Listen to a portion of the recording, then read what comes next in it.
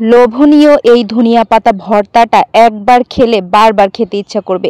এত যে মজা হয়েছিল এই ধনিয়া পাতা ভর্তাটা। গতকাল রাতে আমার শ্বশুর আব্বা এক মুঠো ধনিয়া পাতা এনেছিল, একদম তরতাজা আর ফ্রেশ। দেখেই তো আমার তখনই ভর্তা করে খেতে ইচ্ছে করছিল। তো রাতে যেহেতু নিয়ে এসেছে, অত রাতে তো আর ভর্তা করে খাওয়া সম্ভব না, তো আজকে আমি ভর্তা করে নিয়েছি। তো ভর্তাটা করার জন্য আমি প্রথমেই ধনিয়া পাতাগুলো খুব ভালোভাবে বেছে নিয়েছি, মানে গোড়াটা ফেলে খুব ভালোভাবে পরিষ্কার করে বেছে নিয়েছি। তারপরে আমি খুব ভালোভাবে ধুয়ে আবার একটু কুচি কুচি করে কেটেও নিয়েছি। আর এখানে রসুন, পেঁয়াজ, কাঁচামরিচ নিয়ে নিয়েছি। যে কোনো ভর্তার মধ্যে আমার কাছে আবার মনে হয় যে পেঁয়াজ রসুনটা একটু বেশি দিলে বেশি মজা লাগে, আর ঝালটা তো মাস্ট বেশি দেওয়াই লাগবে, ঝাল ঝাল ভর্তা না হলে ভালো লাগে বলে। তারপরে একে একে সব কিছুই ভেজে নিয়েছি, মানে কাঁচামরিচ, পেঁয়াজ, রসুন, তারপর ধনিয়া পাতা একটু লবণ দিয়ে ভালোভাবে ভেজে নিয়েছি। তারপরে এই যে পাটাই খুব ভালোভাবে বেটে নিয়েছি, বেটে নিয়ে এই যে আর একটু সরিষার তেল মাখিয়ে লবণ দিয়ে মাখিয়ে হয়ে গেল আমার ঝাল ঝাল ধনিয়া পাতার ভর্তা। এত যে মজা হয়েছিল, আমি তো সাথে সাথে মানে পাটায় লেগেছিল যেটুকু, ওইটুকু দিয়েই আমি ভাত মাখিয়ে খেয়ে নিয়েছি। আর পাটায় ভর্তা বাটার পর